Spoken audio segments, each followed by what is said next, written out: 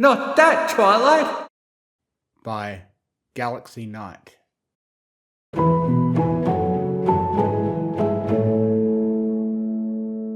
Alright, my faithful student, do you have an overall understanding of the teleportation spell? Celestia asked, looking down at the filly, who was listening to her mentor's every word.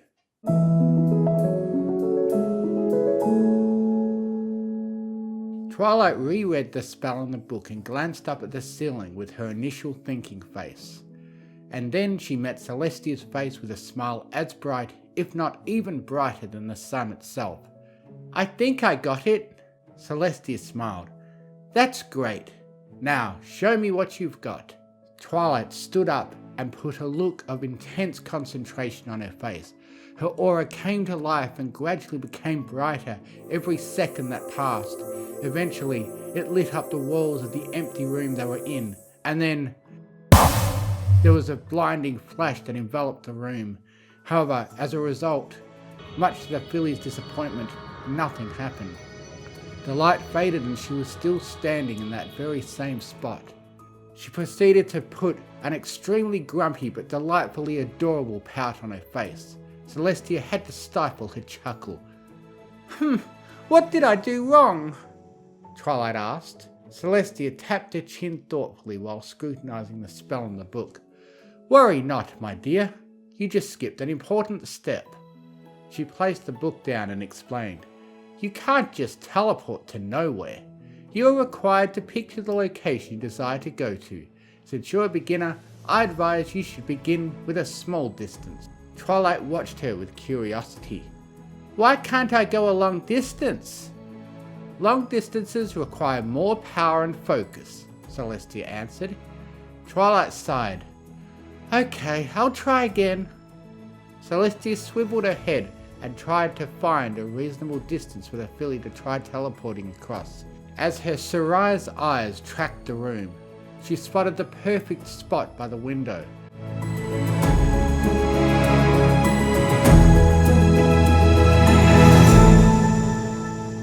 Why not try teleporting to that window? Twilight followed Celestia's gaze and spotted the window. Oh, okay, princess. Her horn flares up again and her nose scrunches up as her eyebrows furrow. Like before, a lightning bright light fills the room and Celestia heard the familiar sound of teleporting.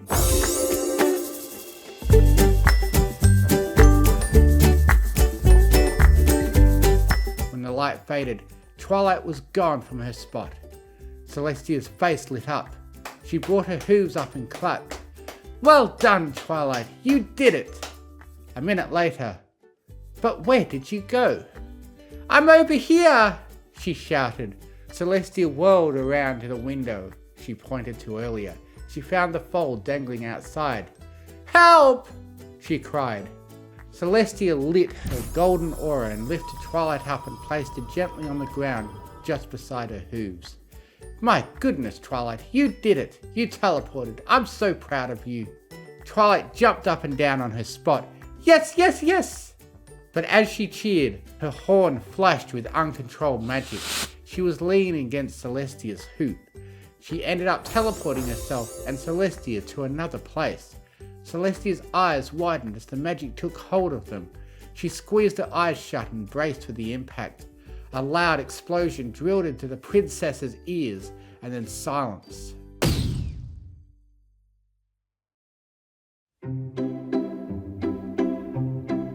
Celestia opened her eyes only to realize she was in the air. She exchanged a wide-eyed look with her student just before both ponies splashed into the water below. Celestia was underwater. It was a great sensation, one she hadn't felt in a long, long time. She felt lighter than usual, and her mane was waving all over, but it brought a soft, spring-like glow to the dark depths of the lake. She relaxed for a minute and melted from the euphoric bliss. That is, until she remembered how she came to this place. Celestia jerked back to reality and looked around frantically for her student. She spotted Twilight somewhere in the distance and flapping around for the surface. Celestia swam over to the filly, moving ever so smoothly. She took Twilight in her hooves and took them to the surface. 5 seconds later, and the ponies broke through the top and gasped for oxygen. Twilight held on tight to the princess, but her expression was plenty anxious.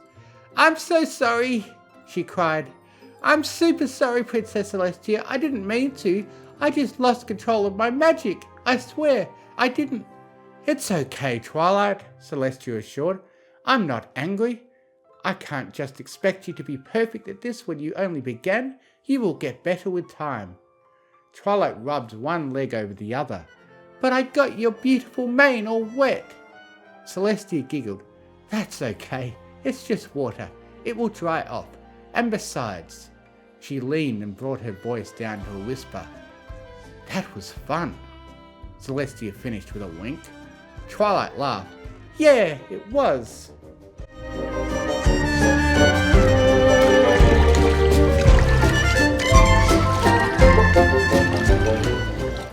Celestia swam over to the shore and pulled herself out of the water. Twilight was on her back. Celestia used a quick spell to dry herself and Twilight. She then looked around and tried to identify where they were. I believe you teleported us to the grassy area just beyond Canterlot's mountain. I'm slightly surprised you were even capable of teleporting us both so far. Then again, you are my curious and brilliant young student." Twilight smiled. "Thank you, Princess." Celestia closed her eyes and teleported them back to the room they were practicing magic in. She let Twilight climb off of her. "So far, I can see you have a strong understanding of the teleportation spell. All you need to work on is maintaining more control." Twilight nodded. "Okay." Celestia smiled. "There is one more spell we will study today." Twilight smiled from ear to ear. Her tail wagged back and forth from her sheer excitement. "And that wonderful, amazing, I'm so ready for spell is?" Celestia chuckled and answered the filly. "The transfiguration spell." Twilight sat on her haunches and set her ears forward, showing she was ready to take in every detail her mentor will provide her. She levitated her notebook over to her. Celestia went on with explaining. "Now, listen carefully, Twilight. Lots of students tend to confuse this spell with the teleportation spell, as they are very similar to each other. However, the teleportation spell is meant to teleport a live object, whether it is a plant, thing, creature, or pony, from one place to another. The transfiguration spell, on the other hand, is simply meant to turn one object into another object." Celestia looked around the room to give her pupil an example. "You see that vase over there?" Twilight stopped, scribbling in her notebook, and trailed Celestia's gaze. "If I were to cast a transfiguration spell on it, I would basically turn the vase into a flower. Once the spell clears, you will no longer see the vase there, but in its place you will see the flower. Do you understand?" Twilight eyed her notes and then beamed at Celestia. "I got it!" Celestia passed her the Star-Swirled of Bearded's Book of Spells Volume 1. Twilight paused for a minute and read the section under the heading Transfiguration. She placed the book down and looked around the room. Her eyes landed on the vase Celestia pointed out. Her face became her concentration face once more. "And remember, my dear, the idea of the transfiguration spell is somewhat similar to the teleportation spell. You will be required to picture the other object in your head." Twilight angled her horn, and the bright light blazed on. It lasted for a few seconds. Celestia waited for the pop sound of transfiguration, only to hear silence. The light faded, and the vase was still there. "Ah!" Twilight scoffed. She stomped her hoof angrily and lit her horn again. She put in all her might, and a second later Celestia heard the pop. The magic cleared. The vase was gone, and in its place was a 5-layered chocolate cake. Celestia's eyes widened. That was the cake the bakers were working on for the upcoming Summer Sun celebration. But that wasn't the main reason Celestia was stunned. The main reason was, it was a cake! Celestia was obsessed with cake. Twilight looked up. "Ooh!" she cooed. She spun and faced Celestia. "Did I do it right?" Her eyes were shining. Celestia gave her a sheepish smile. "Well, yes, Twilight, you did do it right. How else would this?" She flicked her eyes to the cake and felt her mouth water. Absolutely delicious cake, get here. Twilight giggled. Oh yeah.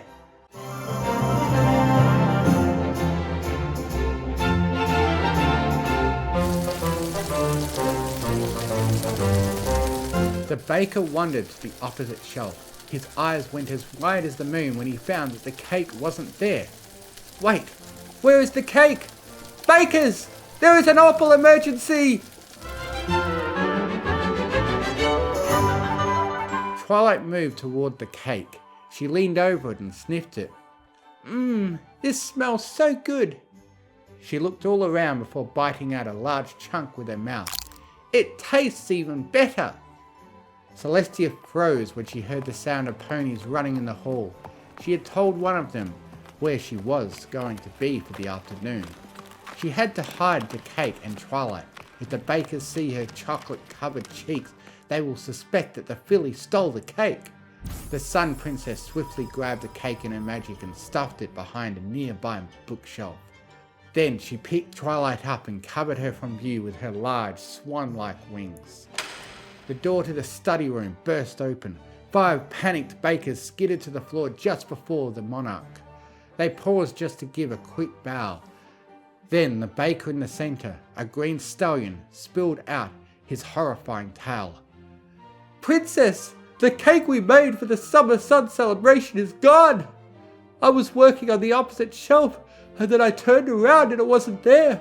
I'm so sorry for my lack of responsibility. Will you ever forgive me? He threw himself down into a deep bow. Celestia blinked in surprise, but then her eyes softened. Hey, it's entirely alright. And why would you apologize? I know you are very responsible. She thought for a minute. I forgot to tell you this, but Candlelight is actually visited by ghost ponies every time the summer sun celebration comes. It's a rare occasion, but they come and they apparently really like cake. They must have taken it. But that's alright, and don't be afraid of the ghost ponies, they're really friendly. The bakers exchanged a look of relief. The green stallion turned to the princess.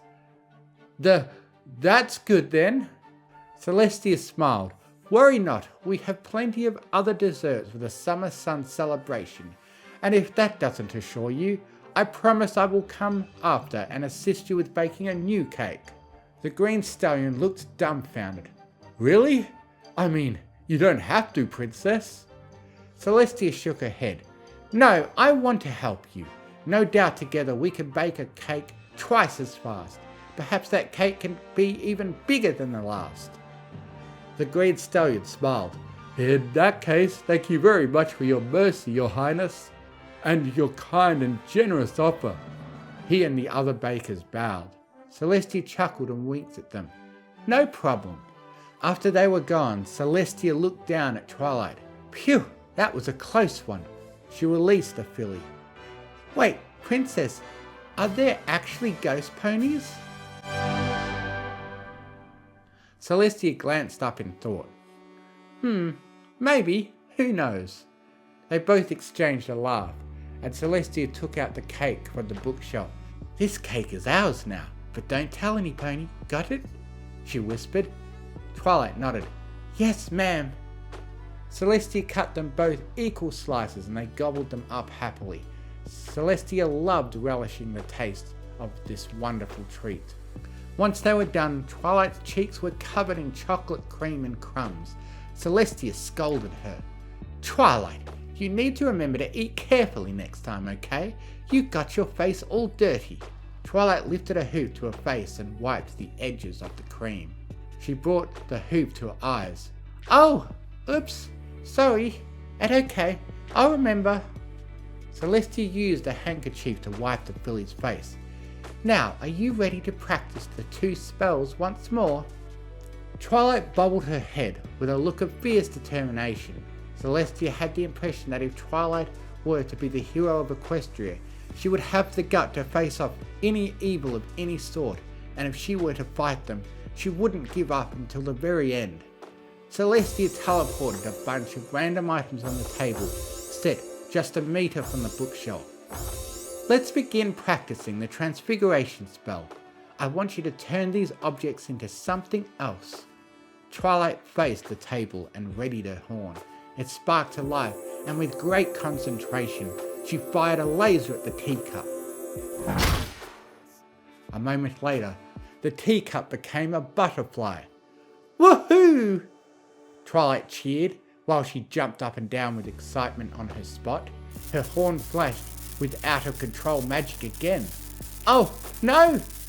Twilight yelped, but her horn didn't listen and blasted to a book. The resulting flash was brighter than the last.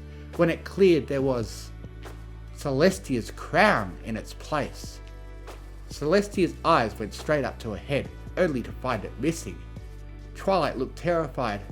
I'm so sorry. Celestia laughed. She levitated a golden crown back to her head. It's alright, but here, let me show you how to control your magic.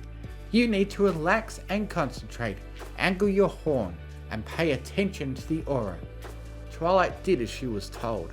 She bent her head and her eyes crossed up as she tried to look straight at her filly-sized horn.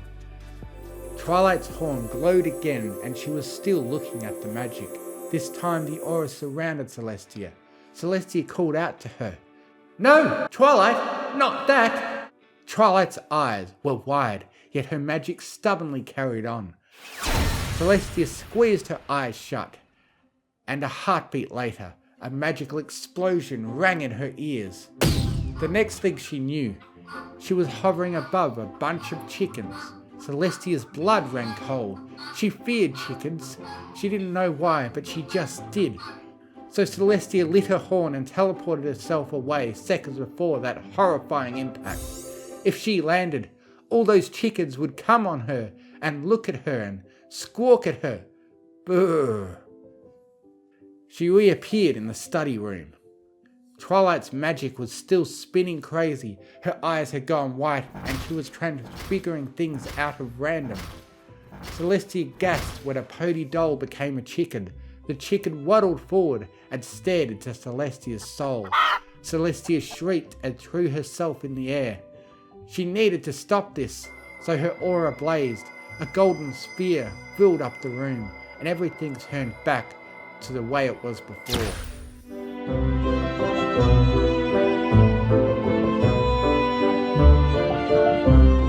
She landed and Twilight thudded to the floor. Celestia sighed. Goodness, that was something.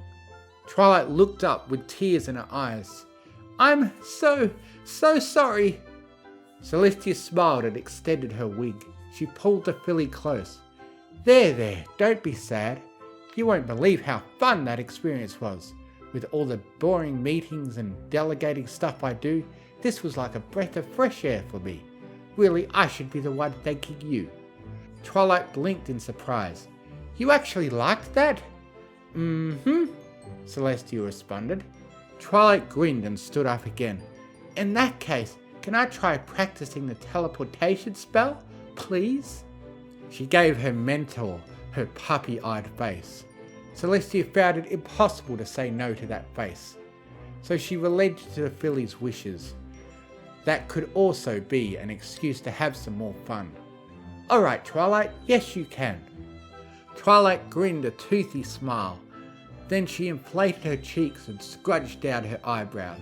Her aura burst forward and encased both her and Celestia in a fuchsia hue. Celestia's eyes widened for the 10th time that day. No, not that, Twilight! She shouted. Her warning came late as they vanished from their spot. They rematerialized over a hill running right down to a lake. Ah! They yelled in unison. They went rolling down the hill. Twilight teleported them again. Approximately 2 seconds later, Celestia and Twilight were keeping their balance on a tree branch. They were being blown in a powerful hurricane. Celestia spat some of her hair strands out of her mouth. Twilight was holding on to Celestia for dear life. They were on the wild blue yonder in Las Pegasus. Celestia couldn't help but scream with utter delight. The filly she was with wasn't faring so well. Celestia and Twilight landed in the middle of a play in Manhattan. The whole audience stopped cheering immediately and stared at the princess as if she was an alien. Celestia and Twilight were in the Everfree forest just beside two very hungry timber wolves. Twilight was too busy panicking and shrieking, so Celestia had to pick her up and run, the timber wolves chasing behind. Celestia unfurled her wings and took off into the air with speed she had no idea she possessed. She did a loop in the air and faced the timber wolves. "Take that!" Celestia taunted. With that, she turned and flew to a nearby open field. She landed, breathing heavily. Twilight was speechless. Her eyes met Celestia's. They stared at each other for what felt like a long time. Both ponies fought to catch their breath. Then Celestia started to laugh. Twilight stared, dumbstruck. But Celestia continued laughing. She laughed and laughed and laughed. It was a slow, gradually building thing, and it brought Celestia so much joy and happiness. She laughed so much, she had to lie on the grass and put her hoof on her rib. It was slightly aching from all the laughing. She reached over and pulled Twilight in a hug. "Thank you, Twilight. Thank you so much. Thank you so much. This was the happiest day of my life. It's been centuries since I've had a good adventure. In the middle of all my work, I never got the chance to go crazy and enjoy stuff like that. So thank you." Eventually, Twilight joined in, and they both laughed.